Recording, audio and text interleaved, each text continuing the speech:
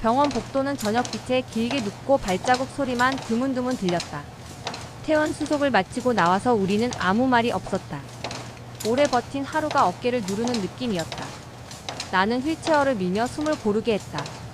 그때 어머니가 아주 조용한 목소리로 나를 불렀다. 서윤아, 이제 그만 나를 버려라. 뒤를 의심한 나는 휠체어 손잡이에서 힘을 놓칠 뻔했다. 마음이 쿵 하고 내려앉았다. 아무 말도 못하고 서 있었다. 저녁빛이 더 길어지는 것만 보였다. 어머니는 한 박자 쉬고 말을 이었다. 집도 예금도 내 이름으로 했다. 내가 정리했다.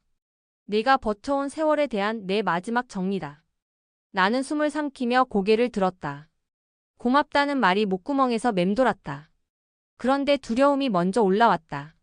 누가 알면 어쩌지라는 생각이 번개처럼 스쳤다.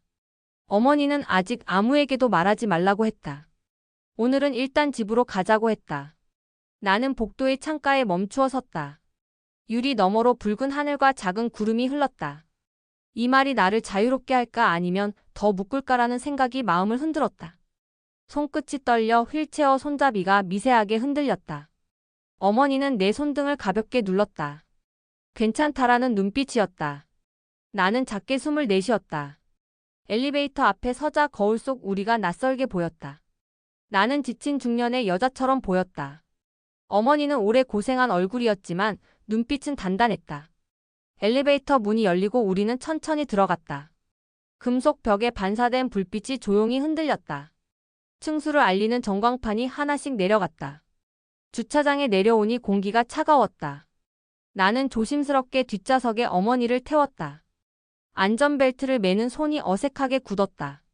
시동을 걸자 라디오에서 옛 노래가 낮게 흘렀다. 도로 위 불빛들이 강물처럼 흘러갔다. 나는 라디오를 끄고 조용히 달렸다. 신호 대기 중에 어머니가 다시 입을 열었다. 네가 그동안 한 일을 나는 안다. 사람들은 모른 척했어도 나는 안다. 나는 순간 울컥했지만 참았다. 운전대에 힘이 더 들어갔다. 집에 가서 쉬자고 나는 말했다.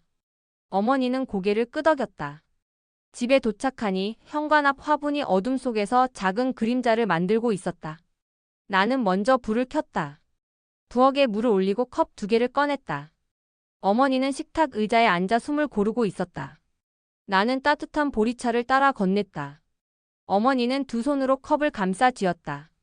잠깐의 침묵 끝에 어머니가 말했다. 준호에게는 내일 말하자. 오늘은 네가 잠을 좀 자야 한다. 나는 고개를 끄덕였지만 마음은 더 깨어났다. 내 이름으로 된 집과 예금이라는 말이 무겁게 내려앉았다. 고마움과 죄책감이 한 그릇 안에서 섞였다. 나는 다시 물을 데워 컵을 채웠다. 방으로 들어와 문을 닫았지만 잠은 오지 않았다. 나는 서랍에서 오래된 앨범을 꺼냈다.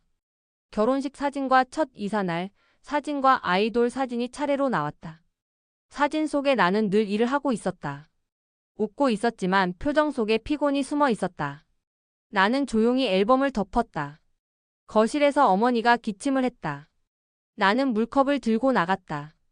어머니는 괜찮다고 손사래를 쳤다. 조금만 더 살피다 자라고 말했다. 나는 어머니 이불 끝을 한번 펴주었다. 속으로 괜찮다를 되뇌며 방으로 돌아왔다. 하지만 가슴은 계속 두드렸다. 휴대폰 화면이 켜졌다가 꺼졌다. 단톡방 알림이 줄지어 있었다. 병원 퇴원 축하 메시지와 안부 인사가 뒤섞여 있었다. 괜히 불안이 일었다. 누군가 이미 눈치를 챘을까라는 예감이 스쳤다. 나는 휴대폰을 뒤집어 놓았다. 방 안이 더 고요해졌다. 천장 무늬를 따라 시선이 움직였다. 어머니의 말이 다시 떠올랐다. 이제 그만 나를 버려라. 그 말은 버림이 아니라 놓아주기였다는 생각이 천천히 자리를 잡았다. 그래도 두려움은 쉽게 사라지지 않았다. 나는 깊게 숨을 들이마셨다. 그날 밤의 공기는 오래된 약속처럼 무거웠다. 나는 내가 어떻게 살아왔는지 하나씩 세어보았다. 새벽 기상과 약 준비와 병원 동행과 장보기와 빨래와 청소와 일과가 꼬리에 꼬리를 물었다. 그 모든 시간 속에서 나는 내 이름을 부르는 일이 드물었다. 어머니의 말은 내 이름을 되찾으라는 신호일지도 몰랐다. 나는 눈을 감고 마음속으로 내 이름을 불러보았다. 갑자기 초인종 소리가 울렸다. 밤이 깊은 시간이라 나는 놀라서 몸을 일으켰다. 현관문 앞에 서서 귀를 기울였다.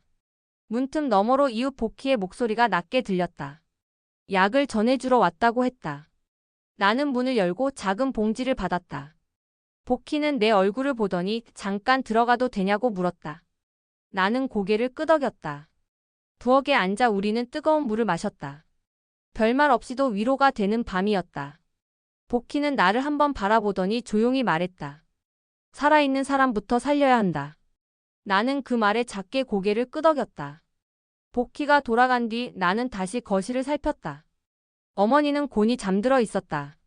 숨결이 규칙적으로 오르내렸다. 나는 발끝으로 걸어가 조명을 조금 낮췄다. 집안 공기가 한층 부드러워졌다. 나는 다시 방으로 돌아왔다. 침대에 앉아 마음 한편에서 결심이 움텄다. 내일은 말해야 할 것을 말하자. 감춰야 할 것을 억지로 숨기지 말자. 어머니의 뜻을 존중하되 절차를 분명히 하자.